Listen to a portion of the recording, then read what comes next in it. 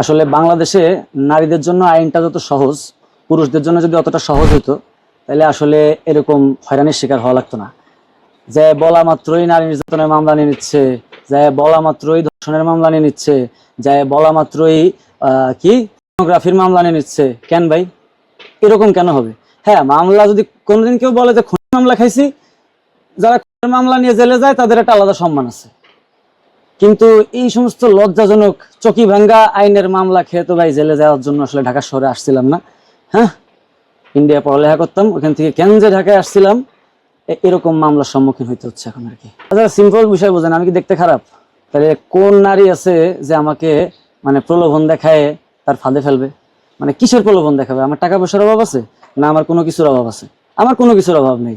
জীবনে কোনোদিনও কোনো মেয়েকে আমার মুখ দিয়ে বলতে হয়নি যে আমি তোমার পছন্দ করি, বিকজ ওইটা আমাকেই বলছে। সো আপনি ভালো বুঝবেন ভাই, দর্শক শ্রোতারাই ভালো বুঝবে আসলে যে এটা কোন সাইডের দোষ। টিকটক সাংবাদিক, সোশ্যাল মিডিয়া কেন্দ্রিক সাংবাদিক, ওনারা কতজন আসলে জার্নালিজম নিয়ে পড়ালেখা করছে আমি জানি না। হ্যাঁ, বাংলাদেশের জগন্নাথ কলেজ না আরো জাহাঙ্গীরনগর ইউনিভার্সিটিতে, জগন্নাথ ইউনিভার্সিটিতে, জাহাঙ্গীরনগর ইউনিভার্সিটিতে মনে হয় জার্নালিজম নিয়ে পড়ায়। তো আমার কথা হচ্ছে কি যে ওই সমস্ত সাংবাদিকদের মধ্যে কতজন আসলে জার্নালিজম নিয়ে পড়ালেখা করছে আমি বলতে পারবো না। যে একজন মানুষ 2 দিন হাজত খাটছে, খাটার পরে বের হয়েছে, আর বের হওয়ার পরে তাকে এরকম বিব্রতমূলক প্রশ্ন করা হয়েছে আর কি। এটা একটা নর্মাল মানুষ হলে এটা কিভাবে নিত আমি জানি না ভাই। আমি তো সুপারম্যান না, আমি তো নর্মাল মানুষ, নোবেল ম্যান। আমি তো নর্মাল মানুষ, সাধারণ মানুষ, রক্ত মাংসে গড়া। সুপারম্যান তো নয় যে এলিয়েন অন্য গ্রহের থেকে আসছি যে এগুলো আমার গায়ে লাগবে না। তো গায়ে লাগছে, আমি বলছি গায়ে লাগানোর মতন কথাই, কিন্তু আন্তরিকভাবে দুঃখিত। আন্তরিকভাবে দুঃখিত যদি এই কথায় কেউ কষ্ট পেয়ে থাকেন, অবশ্যই কষ্ট পাওয়ার মতো কথা, আন্তরিকভাবে দুঃখিত। কিন্তু ওই মুহূর্তে ওই কথাগুলা ভালো বলেনি যারা বলছে, এরা ফকিন্নি, টিকটকার, সাংবাদিক না।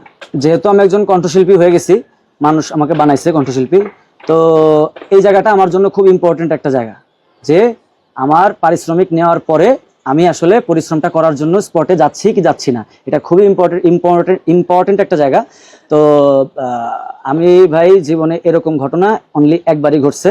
আমি খুব ক্লিয়ার করে বলতে চাই যে আমি নোবেল, আমি গান করি, এবং আমি এই পর্যন্ত কমপক্ষে 3 থেকে 350 শো করছি। অনলি একবার একটা শোতে আমি যাইতে পারিনি বিকজ অফ মাই শারীরিক অসুস্থতা। আমার শারীরিক অসুস্থতার কারণে আমি যাইতে পারিনি, ওইখানে পৌঁছাইতে পারিনি, এবং তার এগেনস্টেই আসলে ডিবিতে একটা অভিযোগ করা হয় এবং আমাকে নিয়ে জিজ্ঞাসাবাদ করা হয়। এরকম আর দ্বিতীয়বার কখনো ঘটেনি। 2023 সালে এই ঘটনাটা ঘটছিল। 2023 থেকে 26 পর্যন্ত আমি কমপক্ষে আরো 100 প্রোগ্রাম করছি, ওই 100 প্রোগ্রামেও এরকম কোনো ঘটনা ঘটেনি আর কি। সো আমার দর্শক শ্রোতারা, আমার শ্রদ্ধেয় দর্শক শ্রোতারা বুঝে নেবেন যে আমি কতটুকু কথা দিয়ে কমিটমেন্ট রাখতে জানি আর কি। Thank you. অবশ্যই রিহ্যাব অনেক কঠিন জায়গা, রিহ্যাবের মতো এত কষ্ট বাংলাদেশের জেলে নাই। রিহ্যাব হচ্ছে 16টা জেলখানার সমান কঠিন জায়গা। তো সেরকম কঠিন জায়গায় আমি 11 মাস পার করছি। আমি 3বার রিহ্যাব খাটছি, 15 সালে 2বার, 2015 সালে 2বার, আর এই রিসেন্টলি একবার, তাও 2 বছর হয়ে গেছে। রিহ্যাব যে 11 মাস খাটবে তার জন্য 11 বছর জেল খাটাও কোনো ব্যাপার না। আমি তো মাত্র 37 দিন জেল খাটছি। প্রথমত আপনার স্বাধীনতা আপনার কাছ থেকে নিয়ে নেওয়া হয়, আপনার কোনো ব্যক্তি স্বাধীনতা বলে কোনো বিষয় থাকবে না রিহ্যাবে। তারপরে আর মায়ের দুধ তো আছেই ভাই, এগুলো তো ফ্রি। এগুলো তোমার সাথেও হতো? এগুলা শেষ পর্যন্ত, শেষবার নোবেল হওয়ার পরে আর কি, মানে নোবেল তো আগেও ছিলাম, মানে এই যে মানে ব্যক্তি নোবেলের থেকে এই যে শিল্পী নোবেল হয়েছি, এই শিল্পী নোবেল হওয়ার পরে যখন গেছি রিহ্যাবে, তখন আসলে জামাই আদর করা হয়েছে একরকম রিহ্যাব থেকে। সত্যি কথা, রিহ্যাবের জামাই আদরও অনেক কঠিন। ওই ধরেন যে মারধরের কোনো বিষয় ছিল না আর কি। হ্যাঁ, কিন্তু ওই এটা বলা হচ্ছে মৌখিক ভাষায় সাহায্য দেওয়া, মৌখিক ভাষায় মানে মৌখিক সাহায্য দেওয়া আর কি। হ্যাঁ, মৌখিক সাহায্য তো পাইছি, এবং আটকা অবস্থায় 3-4টা রুমের মধ্যে ভাই দিনের পর দিন কাটানোটা অনেক কঠিন। এটা বাইরে বেরোনোর কোনো সিস্টেম নেই। বাইরে বেরোনোর সিস্টেম আছে অন্যান্য রিহ্যাবে, বাট আমি যেটাতে প্রোগ্রাম করছি এটা হচ্ছে অশ্রু মাদকাসক্তি নিরাময় কেন্দ্র, ওইখানে এরকম কোনো সিস্টেম নেই। আমার বিয়ে হয়ে গেছে, আমার বাচ্চা হয়েছে, আমার বাচ্চার 3 মাস বয়স, বাচ্চার নাম নোবেল, বাচ্চার নামও নোবেল। বাচ্চার নামও নোবেল? অবশ্যই। বড় বড় যারা রাজা মহারাজা আছে তারা তো এভাবেই নাম দেয়, king Philip the third, king Philip the second. তাহলে রাজা মহারাজা হইতে পারিনি, কিন্তু বহুত রাজা মহারাজাদের থেকে তো বেশি পরিচয় হয়েছে, আমার পরিচিতি হয়েছে, তাই না? তো সেই জায়গার থেকে আমি নিজের ওইটাই মনে করি। তো রাজার ছেলের নাম তো রাজার ছেলের নামই থাকবে। আমি দর্শকদের অনেক ভালোবাসি, আমার অনেক ভুল ত্রুটি হয়, প্লিজ আমারে ক্ষমা করে দিন, কারণ এই যা হয়েছে এগুলোর জন্য যদি ক্ষমা না করেন তাহলে সামনে যা হবে ওগুলোর জন্য তো ক্ষমা করতে আরো পারবেন না। সুখকর স্মৃতির কথা যদি বলি তাহলে হইতেছে কি যে ওই সবাই তো নিত ফার্স্ট লক আপ, প্রথম লক আপে লক আপ হয়ে যেত। তা আমাকে আসলে ফার্স্ট লক আপে কখনো লক আপ হইতে হয়নি, আমার ফার্স্ট লক আপের সময় কখনো লক আপ হইতে হয়নি, নর্মালি সেকেন্ড লক আপ নিতাম।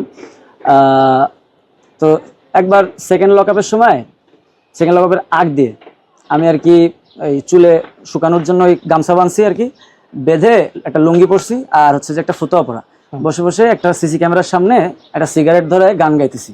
Soy el fuego que arde tu piel, soy el agua que mata tu sed. যদি কেউ না জেনে থাকেন এটা হচ্ছে নার্কোজের থিম সং, মানে পাবলো এসকোবারকে নিয়ে বানানো যে ঘটনা। পরে মনে হইলো সালা আমি দেখি পাবলো এসকোবারের থেকে বড় ডন, কারণ এতে অনেক বড় বড় ডন আছে, কেউ তো ফ্রিতে সেকেন্ড লক আপ নিতে পারে না, বাট আমাকে মানুষ ভালোবেসে ফ্রিতেই সেকেন্ড লক আপ দিতেছে, সেটা একটা সুখকর স্মৃতি। আরো যদি সুখকর স্মৃতির কথা বলেন, যে জেলখানায় ঈদের দিন একটা গান গাইছি, মানে 2টা গান গেছি। এই গানগুলো শুনে আসলে 10 মিনিটের জন্য হইলেও যারা মানুষ ছিল সারা মানে জেলের কয়েদিরা, এরা 10 মিনিটের জন্য হইলেও নিজেদের মুক্ত মনে করছে, দে ফেল্ট ফ্রি। তো আমার কাছে মনে হয়েছে যে এত মানুষকে আনন্দ দিতে পারলাম, বাহ এটাও তো খুব সুখের স্মৃতি। তো হয়েছিল কি এইবারও টান ছিল আর কি, এইবারও ঈদে গান গাওয়ার জন্য জেলেই থাকা লাগতো, তো থাকা লাগে নেই আলহামদুলিল্লাহ ভালো। আমার সঙ্গে 2জন ডনের দেখা হয়েছে, মানে ডন কোনো ভালো জিনিস না, ডনরা কোনো ভালো লোক না, এদেরকে মানুষ আলটিমেটলি ঘৃণাই করে। সো কেউ ডন গ্যাংস্টার এগুলো হইতে চান না, বাট ওই আন্দোলন করে জেলে যান, সমস্যা নেই, চেক বেরো হন আপনারা, কোনো সমস্যা নেই, হয়ে জেলে যান, প্রবলেম নেই। আচ্ছা, ডন বলতে সুব্রত বাইন আর মোল্লা মাসুদ, এই 2জনের সাথে দেখা হয়েছে। পরে দেখা হইলে তাদেরকে তো আমার নর্মাল মানুষই মনে হয়েছে, শুধু মনে হয়েছে যে এই মানুষগুলোর হাতে এত মানুষের রক্ত লাগানো।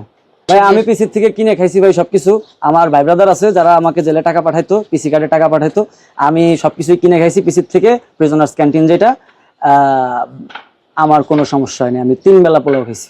ভাই আমার যে লক্ষ্য ছিল ভাই, সেই লক্ষ্যের থেকে আমি অনেক দূরে এখন সরে আসছি। আমার ইচ্ছা ছিল যে 52 আন্দোলনের মতো একটা আন্দোলনে যাব, গুলি খেয়ে মরে যাবো, সারা জীবন আমার নামে স্লোগান হবে, কিন্তু মানুষ বানায় দিল সেলিব্রিটি, পাবলিক ফিগার, মানে এটা হয়েই বাস্তবে ভাই আলহামদুলিল্লাহ খুব ভালো আছি।